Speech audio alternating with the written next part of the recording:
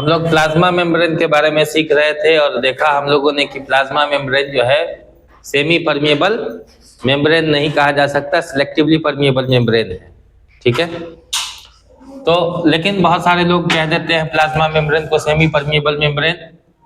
देखिए, आज हम लोग बात करेंगे फ्लूइड मोज़ेक मॉडल और प्लाज्मा मेम्ब्रेन। कौन सा model? Fluid mosaic model of plasma membrane. अब ये फ्लूइड मोज़ेक मॉडल क्या है प्लाज्मा मेम्ब्रेन? ठीक है,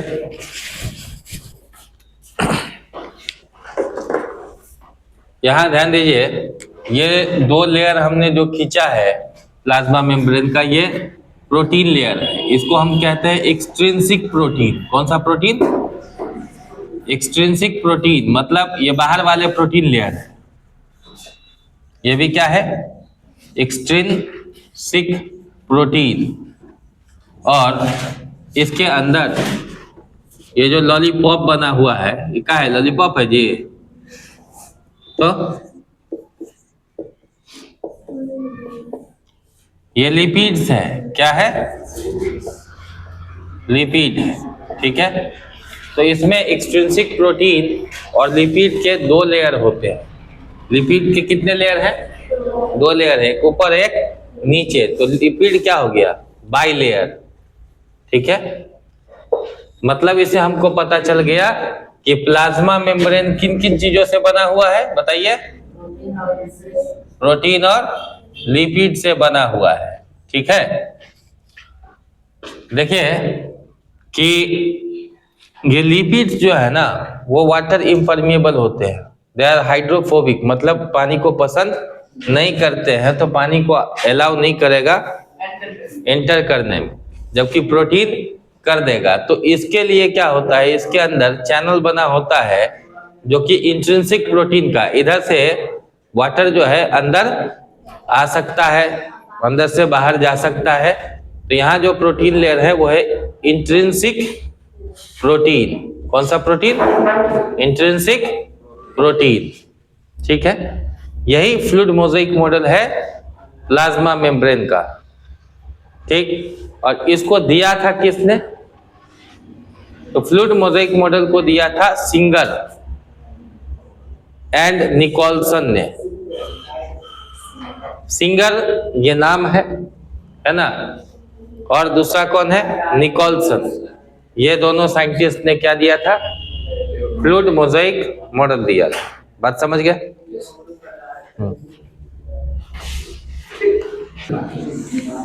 न्यूक्लियस, हम न्यूक्लियस की बात कर रहे हैं। न्यूक्लियस प्लांट सेल में भी और एनिमल सेल में भी। देखिए, ये प्लांट सेल है और प्लांट सेल में आउटर मेम्ब्रेन क्या होता है? Cell wall. और सेल वॉल के बाद दूसरा लेयर जो है वो क्या है? Plasma membrane. और न्यूक्लियस कहाँ होता है? Towards periphery. न्यूक्लियस जो है वो किनारे के तरफ होता है। किधर होता है? किनारे के तरफ। तो nucleus is towards periphery in case of plant cell. ठीक है, जबकि एनिमल सेल में न्यूक्लियस कहाँ होगा? बीच में। ये न्यूक्लियस है, समझ रहे हैं? और ये इसका क्या है? Plasma membrane. तो अब आप जानिए कि न्यूक्लियस और प्लाज्मा मेम्ब्रेन के बीच में जो फ्लूइड है उसको हम क्या कहते हैं? साइटोप्लाज्म कहते हैं। साइटोप्लाज्म ये क्या है? थिक विस्कस फ्लूइड है ना। विस्कस फ्लूइड है जो कि पेल येलो कलर का होता है। किस कलर का होता है? और किसके किसके बीच में प्रेजेंट होता है? प्लाज्मा मेम्ब्रेन और न्यूक्लियस के बीच में प्रेजेंट होता है। यहाँ भी वही बात है ना। ये साइटोप्लाज्म है। अब आप अक्सर एक बात सुनते होंगे कि प्रोटोप्लाज्म नाम का भी कोई चीज होता है। प्रोटोप्लाज्म न्यूक्लियस के अंदर नहीं होता है बाबू।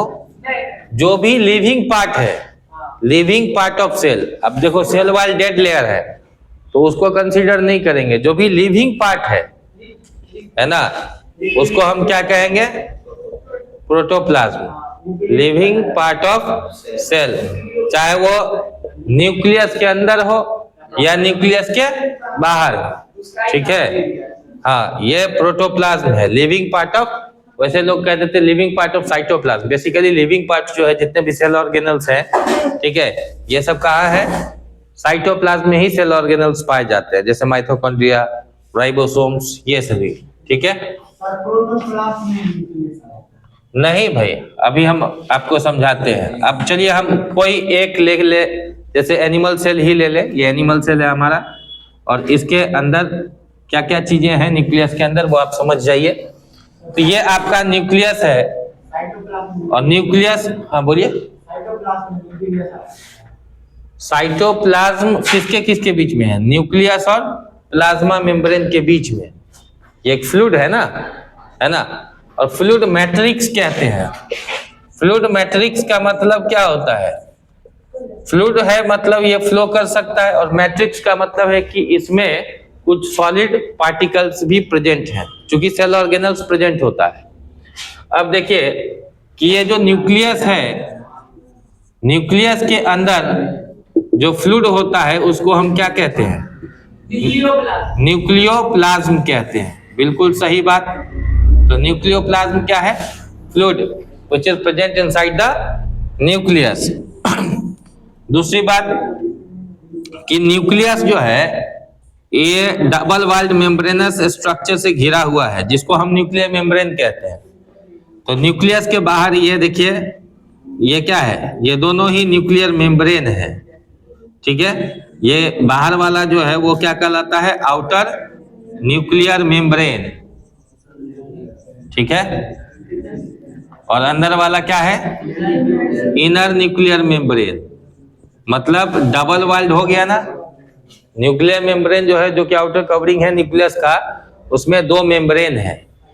जो आउटर मेम्ब्रेन है इसमें पोर आपको दिख रहा होगा, है ना, मतलब इसके अंदर छिद्र है। इसको हम क्या कहते हैं? न्यूक्लियर पोर, ठीक है। तो pore in the nuclear membrane is known as nuclear पोर।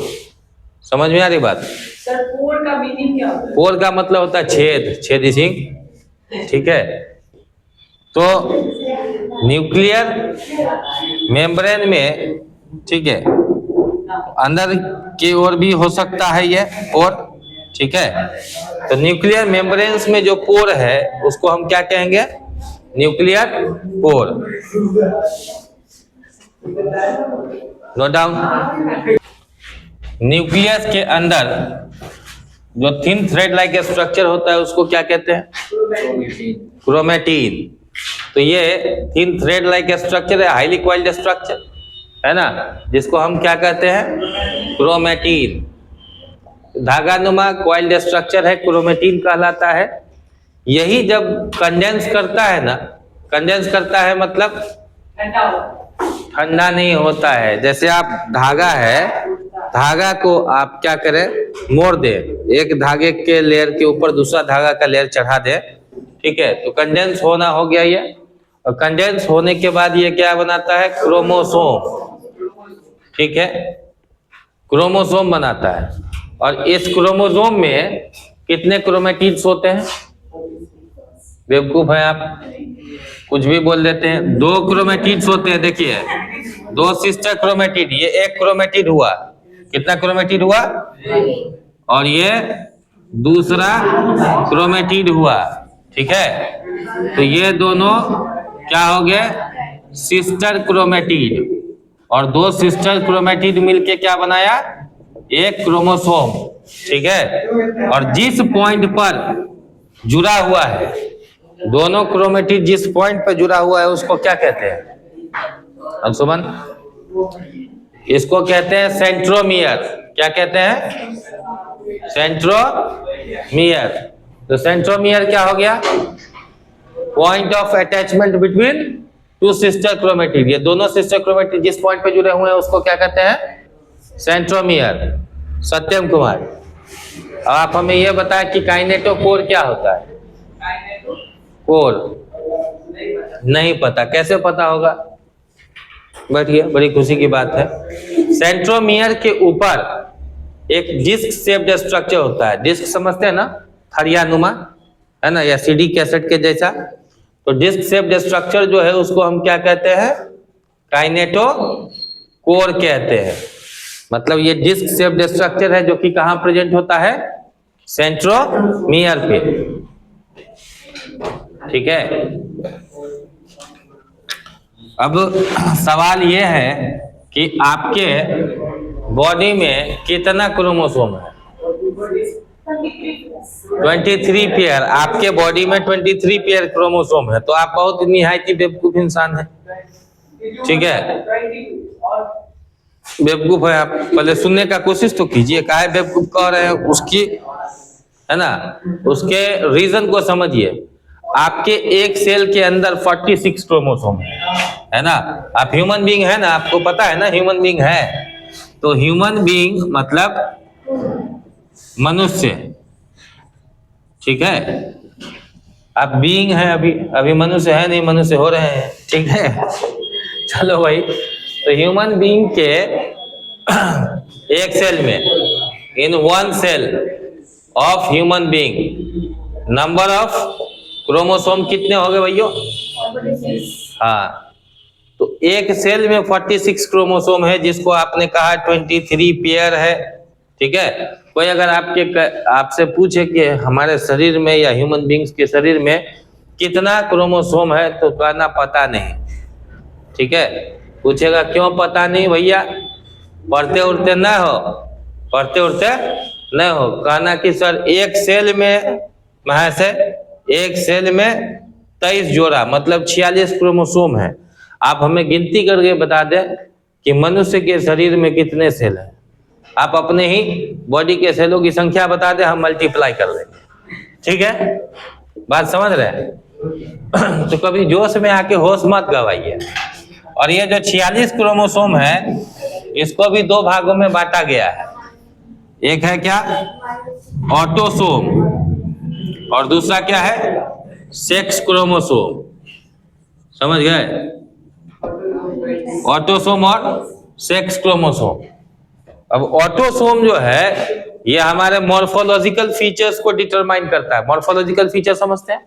बाहरी रूपरेखा, ठीक है, कि कौन का मुंह कैसा लग रहा है, बाल कैसा है, हाथ कैसा है, पाँव कैसा है, ये बाहरी रूपरेखा कौन डिटरमाइन करता है? ऑटोसोम। और हमारे बॉडी में ऑटोसोम की संख्या कितनी है?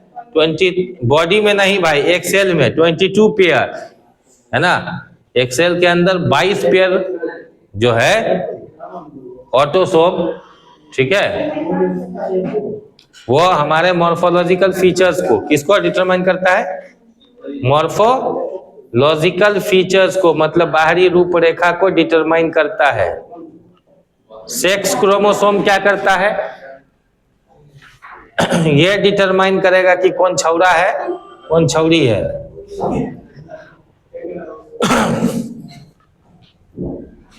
ये क्या डिटरमाइन करता है? सेक्स, मतलब कौन लड़का है और कौन लड़की है।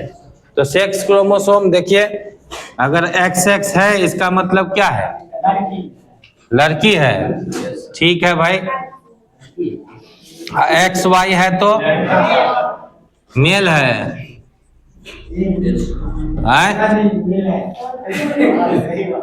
XY है तो मेल है।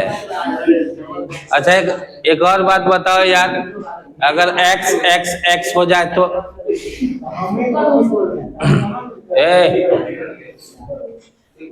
अभिषेक तुम बताओ, अगर XX हो जाए तो? XXX हो गया वो। हाँ भाई, ये सुपर फीमेल है, सुपर फीमेल है। ट्रांसजेंडर के अंदर रखेंगे। ट्रांसजेंडर मतलब जो थर्ड जेंडर होता है, उसमें कई सारे केसेस आते हैं। XXY है तो अच्छा, ये जो होगा ना, सुपर फीमेल है, वो देखने में एकदम मौगिया जैसन होगी, लेकिन क्या होगा, अपना बच्चा पैदा नहीं कर सकती, स्टेराइल है। अब तुम उसको जो कहना है कहो, ठीक है। XXY है ना, ये सुपर मेल है भाई। वाई क्रोमोसोम डिटरमाइन करता है किसको, मेल कैरेक्टर को, है ना। तो ये क्या है, सुपर मेल, ठीक है। ये भी स्टेराइल होगा, अपना बच्चा पैदा नहीं कर सकता, ठीक है। बढ़ जाइए।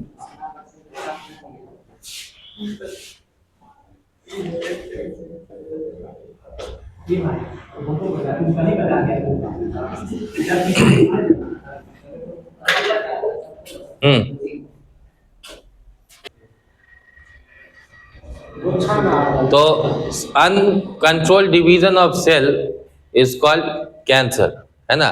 कैंसर के केस में सेल का अनकंट्रोल्ड डिवीजन होता है। बैठिए। अनकंट्रोल्ड डिवीजन मतलब सेल जहां 24 घंटे में, ह्यूमन सेल 24 घंटे में एक बार डिवाइड करता है, मतलब एक सेल टूट के कितना सेल बनाता है भैया 24 घंटा के अंदर, 2 बनाता है। जो टूटा वो क्या है, पेरेंट सेल, जो बना वो क्या है, डॉटर सेल। बात समझ रहे हैं, डॉटर।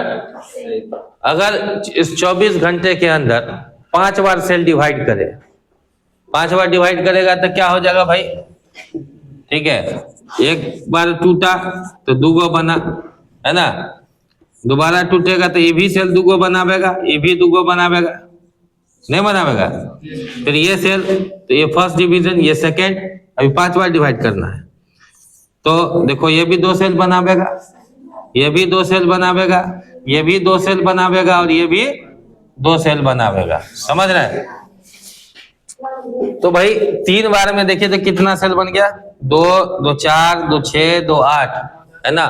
फिर आगे डिवाइड करेगा तो 8 से कितना हो जाएगा, 16, 16 से 32। तो इसी तरह सेल की संख्या बढ़ती चली जाएगी। तो ये एक तरह का अनकंट्रोल्ड डिवीजन हो गया, नहीं हो गया। तो अनकंट्रोल्ड डिवीजन अगर हो गया सेल का, तो उसी को हम क्या कहते हैं, कैंसर। कैंसर के अंदर अभी हम लोग इसके कॉज और इसके इफेक्ट के बारे में नहीं पढ़ेंगे। कैंसर सेल में आखिर क्या बदलाव होता है जिसके कारण सेल कैंसरस हो जाता है ना। क्योंकि हम लोग न्यूक्लियोप्लाज्म और साइटोप्लाज्म के बारे में पढ़े हैं, तो अभी सीख लेते हैं। देखिए होता क्या है, ये न्यूक्लियस है, और न्यूक्लियस के अंदर जो फ्लूइड है उसको हम क्या कहते हैं, न्यूक्लियोप्लाज्म। समझ में आ रही है, न्यूक्लियोप्लाज्म। और न्यूक्लियस के बाहर जो फ्लूइड है वो क्या है, साइटोप्लाज्म। समझ में आ गई बात।